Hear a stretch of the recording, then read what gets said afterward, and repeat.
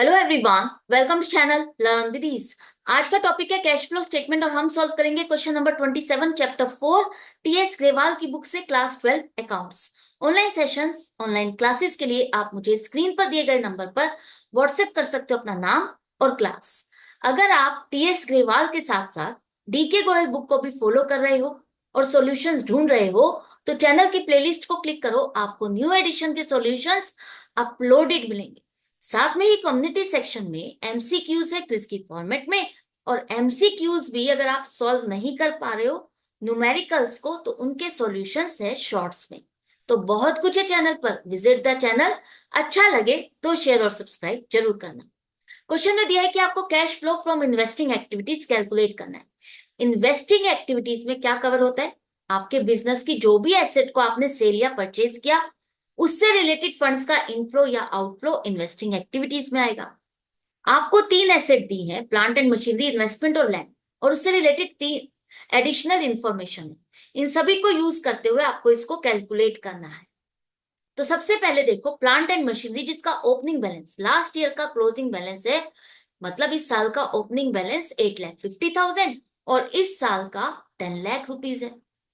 तो ये एसेट पिछले साल से इंक्रीज हो गई। प्लांट एंड मशीनरी पिछले साल के बैलेंस से 1,50,000 से इंक्रीज हो गई। अगर कोई एसेट इंक्रीज हो रही है उसका क्या मतलब है कि हमने परचेज की। तो क्या हमने सिर्फ 1,50,000 की ही परचेज की है? यही फिगर ले लें डायरेक्टली डिफरेंस को, कि हमने प्लांट एंड मशीनरी को 1.5 लाख रुपए से खरीदा जिसके लिए हमारे फंड्स का आउटफ्लो हुआ। क्या डायरेक्टली यहीं से यही फिगर उठा ले? नहीं, ऐसा नहीं करना। आपको यहां पर देखो एडिशनल इंफॉर्मेशन में डेप्रिसिएशन भी दिया है। इस प्लांट एंड मशीनरी का एक हिस्सा आपने बेचा भी है। तो ये सभी इंफॉर्मेशन को कवर करते हुए आपको तब निकालनी है कि आपने मशीनरी कितनी परचेज की। अगर आप डायरेक्टली यहां से ले लोगे तो रॉन्ग हो जाएगा। तो कैसे करोगे? देखो, प्लांट एंड मशीनरी आपकी एसेट है, एसेट है तो डेबिट बैलेंस है। तो डेबिट साइड पे लिखो टू बैलेंस बीडी 8,50,000, और क्लोजिंग बैलेंस जो आपको दिया है वो क्रेडिट साइड पर आएगा 10 लाख रुपीज। डेप्रिसिएशन आपने लगाया ड्यूरिंग द ईयर 50,000। डेप्रिसिएशन लगाते तो क्या होता है? एसेट की वैल्यू डिक्रीज हो जाती है। Depreciation account debit to plant and machinery account, यही एंट्री बनाते हो ना आप। Depreciation account debit to plant and machinery, तो प्लांट एंड मशीनरी अकाउंट आपका क्रेडिट हो रहा है, इसलिए क्रेडिट साइड पर आप लिखोगे 50,000 रुपीज कि हमने अपने इस एसेट पर डेप्रिसिएशन लगाया, वैल्यू डिक्रीज हो गई। आपने 60,000 की मशीनरी को बेचा, 60,000 बुक वैल्यू है जिसकी, उस मशीनरी को बेचा। बुक वैल्यू का मतलब जो आपने अपनी बुक्स में इसको शो किया हुआ है, ये आफ्टर डेप्रिसिएशन है। तो आज की डेट में जब आप बेचने जा रहे हो उसकी वैल्यू आफ्टर डेप्रिसिएशन 60,000 है, जिसे बेच करके आपको 40,000 रुपीज मिले। अब जब कोई एसेट आप बेच देते हो तो वो आपकी एसेट नहीं रही। एसेट नहीं रही तो आपकी वैल्यू ऑफ एसेट कम हो जाएगी, जो अमाउंट है एसेट की वो कम हो जाएगी। तो क्या हमने 60,000 की एसेट को बेचा तो डायरेक्टली यहां पर लिख दें कि हमने 60,000 की एसेट को बेचा, माइनस कर दो? नहीं, ऐसा नहीं। आपको यहां पर दिखाना होता है कि आपने उस एसेट को बेच करके कितना पैसा फंड रिसीव किया, पैसा कितना मिला, आपको लॉस हुआ या प्रॉफिट हुआ, या आपने डेप्रिसिएशन लगाया तो कितना लगाया।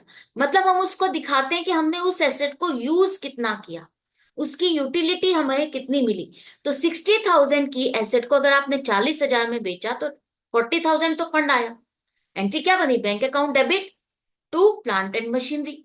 लेकिन इस एसेट पर आपको लॉस हुआ है 20,000 का। 60,000 की चीज को 40,000 में बेचा तो 20,000 का नुकसान। तो एंट्री क्या हुई? Bank account debit 40,000, statement of profit and loss 20,000। Loss हुआ है तो आप अपना प्रॉफिट या लॉस जो भी होता है कहाँ लिखते हो? एसेट को बेचते हो तो वो भी प्रॉफिट और लॉस आपका प्रॉफिट एंड लॉस में ही लिखते हो आप। तो हमने जो एसेट को बेचा, मशीनरी को बेचा, ये जो लॉस था हमने प्रॉफिट एंड लॉस में लिखा।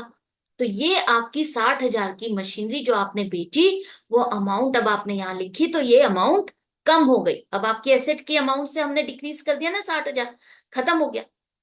50,000 डेप्रिसिएशन लगाया, 60,000 के एसेट को बेचा, 10 लाख का क्लोजिंग बैलेंस है। यही इंफॉर्मेशन है और तो कुछ भी नहीं है। तो क्रेडिट साइड का टोटल आपका क्या आ रहा है? 11,10,000, और डेबिट साइड पे 8,50,000। तो ये तो डिफरेंस आ रहा है। डिफरेंस आ रहा है इसका मतलब क्या है? बैलेंस है, कुछ बैलेंसिंग फिगर है, यहाँ पर कुछ आना है। और डेबिट साइड पर अगर कुछ लिखना है आपको बैलेंसिंग फिगर, तो इसका मतलब क्या है, आपने एसेट को खरीदा। क्योंकि डेबिट साइड पर अगर आप लिख रहे हो, इसका मतलब एसेट की ही तो वैल्यू इंक्रीज हो रही है। अगर प्लांट एंड मशीनरी है, एसेट है, उसका बैलेंस आपका डेबिट होता है, और डेबिट साइड पर ही आपको प्लस करना है, तो इसका मतलब आपने उसको परचेज किया। परचेज किया कितने का, 2,60,000। तो देखा, यहां से आप फिगर क्या ले रहे थे, 1,50,000, और एक्चुअल में फिगर क्या है जो आपने परचेज की, वो है 2,60,000। तो जब भी इस तरह से बहुत सारी इंफॉर्मेशन है, तो आपको जरूर से एसेट का अकाउंट बनाना है। अब हमें सेल और परचेज की वैल्यू मिल गई जो हमने प्लांट एंड मशीनरी को किया। तो इन्वेस्टिंग एक्टिविटीज में आपका आ जाएगा sale of plant and machinery 40,000। जो फंड्स आपको मिले बस वही दिखाना है।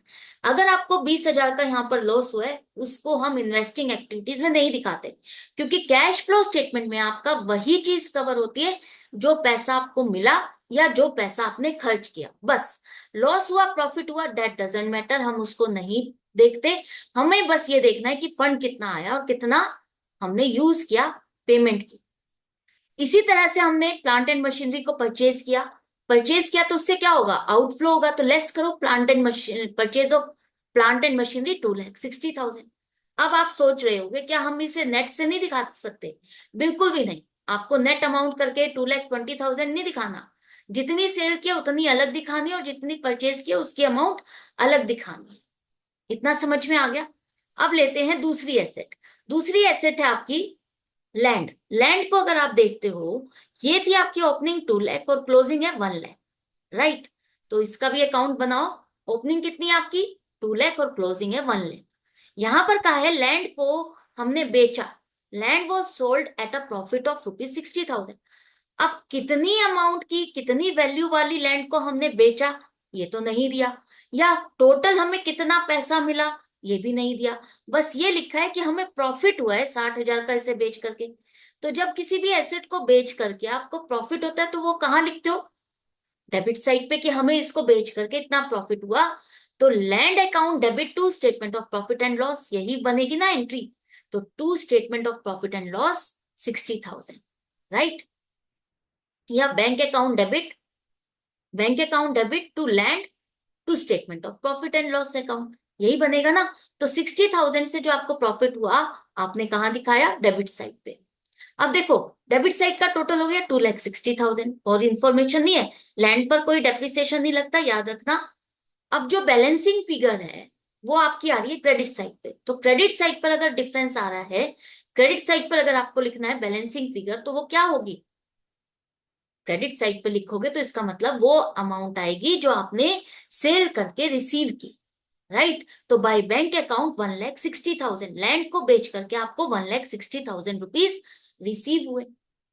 तो आई होप आपको समझ में आ गया। डेबिट साइड पे डिफरेंस होता तो हमारा वो डिफरेंस आता या तो परचेज या एसेट को बेचने पर प्रॉफिट। अगर क्रेडिट साइड पर डिफरेंस है, तो उस एसेट को बेचने पर जो अमाउंट मिली वो, या एसेट को बेचने पर लॉस हुआ वो, दो चीजें कवर होगी। दो दो चीजें आपको समझ में आ गई। दो चीजें यहाँ पर मिसिंग अगर है तो वो आपको मिल सकती है कोई भी एक, और यहां से कोई मिसिंग है तो उनमें से भी दो में से एक फिगर आपको मिल जाएगी, सेल या लॉस की। हमें यहाँ पर प्रॉफिट हुआ है तो डेफिनेटली लॉस तो होगा नहीं। तो जो यहाँ पर बैलेंसिंग फिगर आएगी, इसका मतलब वो सेल की अमाउंट आएगी कि हमें बेच करके पैसा कितना मिला। तो इसी तरह से आपको अपना आईक्यू लगाना है और उसी तरह से क्वेश्चन को सॉल्व करना है कि गेन हो रहा है तो लॉस तो हो नहीं सकता। यहाँ पर क्या होगा, जो पैसा हमें मिला वही आएगा। तो 1,60,000। अब इसको हम कैसे कवर करना है, देखो, हमने एसेट को बेचा, लैंड को बेचा, लैंड को बेचा तो हमें फंड्स मिले, इनफ्लो हुआ 1,60,000। लैंड को बेचकर इतना पैसा आपको रिसीव हुआ, तो यही तो आप दिखाओगे इनफ्लो। 60,000 का प्रॉफिट अलग से आप नहीं दिखाओगे। मैंने जैसा अभी आपको कहा, आप कहोगे कि मैम यहाँ तो आपने 60,000 का प्रॉफिट इंक्लूड किया। मैंने 60,000 का प्रॉफिट इंक्लूड नहीं किया, मैंने वो दिखाया जो मुझे फंड मिला। मुझे 1 लाख की लैंड को बेच करके 1,60,000 रुपए फंड मिले, पैसा मिला, अमाउंट आई, कैश आया। तो वो जो कैश आया मैंने वो दिखाया है, ना कि प्रॉफिट दिखाया है। तो सबसे बड़ी जो कंफ्यूजन और गलती आप लोग करते हो कि यहाँ तो हमने लॉस दिखाया नहीं, यहाँ हमने प्रॉफिट दिखाया नहीं, हमने यहाँ प्रॉफिट नहीं दिखाया, हमने जो फंड्स मिले हैं वो दिखाया। ये बात आपको समझ में आ गई, क्लियर होगी। इसके बाद थर्ड एसेट है आपकी इन्वेस्टमेंट। इन्वेस्टमेंट पे देखो, हमने कोई इन्वेस्टमेंट को सेल नहीं किया। सेल नहीं किया तो इसका मतलब यहाँ पर 40,000 की आपकी ओपनिंग थी, क्लोजिंग है 1 लाख, तो डायरेक्टली इसका मतलब आपने 60,000 की परचेज की। इन्वेस्टमेंट पर कोई डेप्रिसिएशन तो लगता नहीं है, कोई इनकम होती है वो भी हम इन्वेस्टमेंट के अकाउंट में नहीं दिखाते। तो 40,000 से ये 1 लाख हो रही है, इसका मतलब 60,000 की आपने इन्वेस्टमेंट को परचेज किया। परचेज करोगे तो क्या होगा, आउटफ्लो होगा। तो सभी चीजें कवर करने के बाद अब आपके पास आ गया है कि आपने फंड्स को बेचा तो फंड्स का इनफ्लो क्या हुआ, 2 लाख। परचेज किया तो आउटफ्लो कितना हुआ, 3,20,000। और नेट अमाउंट देखते हैं इन्वेस्टिंग एक्टिविटीज में, आपका cash used in investing activities 1,20,000। जब भी नेगेटिव में आता है इसका मतलब आपने फंड्स को यूज किया है इस एक्टिविटी में, फंड्स का आउटफ्लो हुआ है इस एक्टिविटी की वजह से, आपने फंड्स को खर्चा है इस एक्टिविटी की वजह से। तो आई होप आपको अच्छे से समझ में आ गया। तो इसी तरह से कनेक्टेड रहो, सीखते रहो, समझते रहो और अपने डाउट्स और कॉन्सेप्ट्स स्ट्रॉन्ग करते रहो। तो मिलते हैं नेक्स्ट वीडियो में नेक्स्ट क्वेश्चन के साथ। Goodbye and take care.